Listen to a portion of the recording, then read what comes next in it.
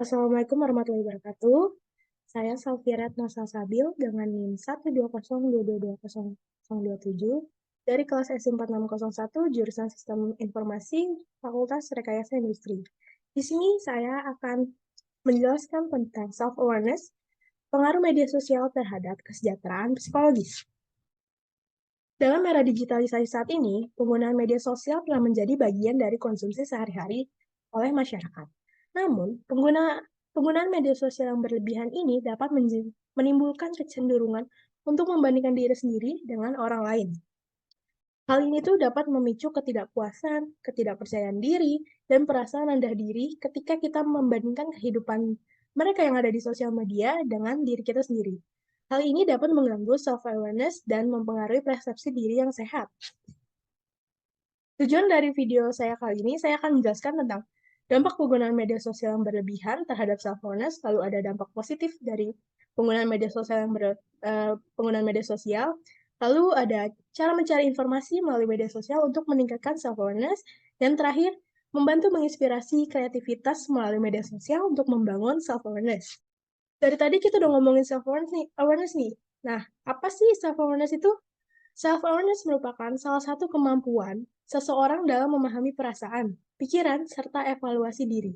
Sehingga hal itu akan membantu seseorang dalam memahami kekuatan, kelemahan, dorongan, hingga nilai yang ada dalam dirinya sendiri dan juga pada orang lain. Apa pengaruhnya media sosial terhadap self-awareness kita? Nah, media sosial ini adalah platform interaksi online untuk berbagi konten dan informasi secara virtual. Data statistik menunjukkan bahwa pengguna aktif media sosial di dunia ada sekitar 70%. Apa sih dampaknya pada diri kita? Misalnya saja, dapat menimbulkan perubahan dalam komunikasi, interaksi, dan akses informasi. Sebelum adanya media sosial, komunikasi lebih terbatas pada interaksi langsung atau melalui saluran komunikasi tradisional seperti telepon atau surat. Dan saat ini, uh, akses komunikasi kita sudah sangat berkembang pesat. Misalnya saja kita ingin bertemu dengan orang lain tanpa bertemu langsung secara fisik. Kita bisa dapat menggunakan Zoom atau Google Meet. Nah, itu merupakan salah satu bentuk perubahan dalam komunikasi. Nah, apa itu dampaknya bagi kita? Nah, intensitas yang tinggi dalam penggunaan media sosial dapat mengurangi interaksi sosial secara langsung dan kepekaan terhadap lingkungan. Dengan kita menggunakan media sosial secara intensitasnya tinggi, itu dapat membuat waktu kita yang ada tuh berkurang. Kita tidak memanfaatkan waktu yang ada dengan berinteraksi langsung dengan orang lain. Hal itu dapat menimbulkan diri kita yang introvert atau mungkin takut kepada orang lain, tidak berani mencoba hal baru, dan lain sebagainya. Hal itu dapat menciptakan suatu self-awareness terhadap diri kita. Ada beberapa teori terhadap pengertian self-awareness. Yang pertama itu ada teori perbandingan sosial. Teori ini dikemukakan oleh Festinger atau Leon Festinger yang menjelaskan bahwa perbandingan komparatif yang berhubungan dengan opini dan kemampuan seseorang. Individu termotivasi untuk membandingkan diri mereka dengan orang lain untuk mengevaluasi situasi sosial mereka. Nah, penggunaan media sosial intensif ini memperkuat perilaku perbandingan sosial, di mana orang membandingkan aspek-aspek penampilan, fisik, prestasi, dan kehidupan pribadinya di media sosial. Proses perbandingan ini dapat mempengaruhi self-awareness dan menimbulkan perasaan rendah diri atau ketidakpuasan terhadap diri sendiri. Lalu ada teori citra tubuh. Menurut Rich, tahun 1995, citra tubuh merupakan gambaran yang dimiliki oleh individu secara mental mengenai tubuhnya. Gambaran tersebut dapat berupa pikiran, perasaan, penilaian, sensasi, atau kesadaran, dan perilaku yang terkait dengan tubuhnya.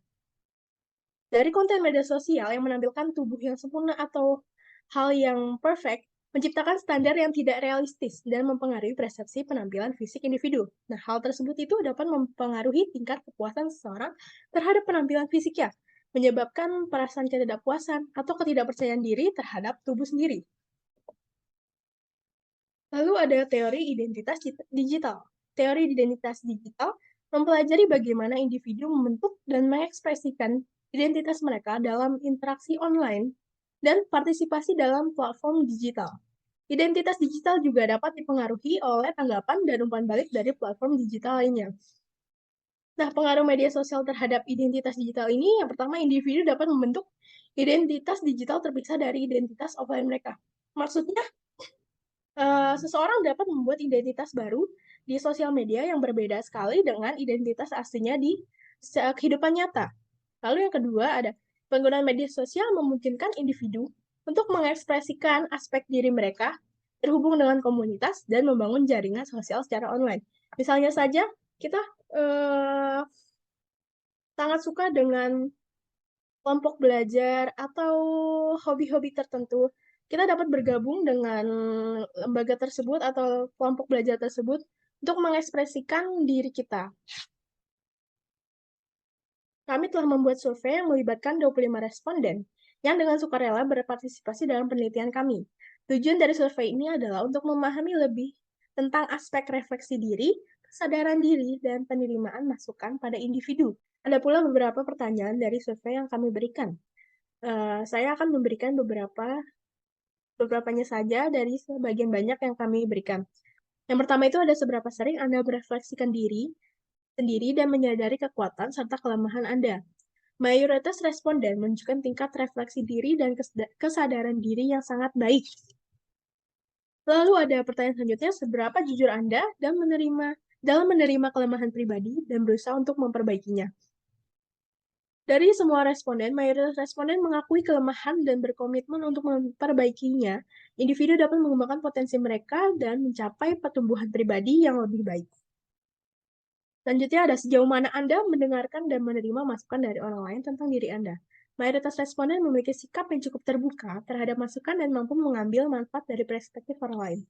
Ada pula beberapa pertanyaan dari survei kami, nanti akan saya tampilkan.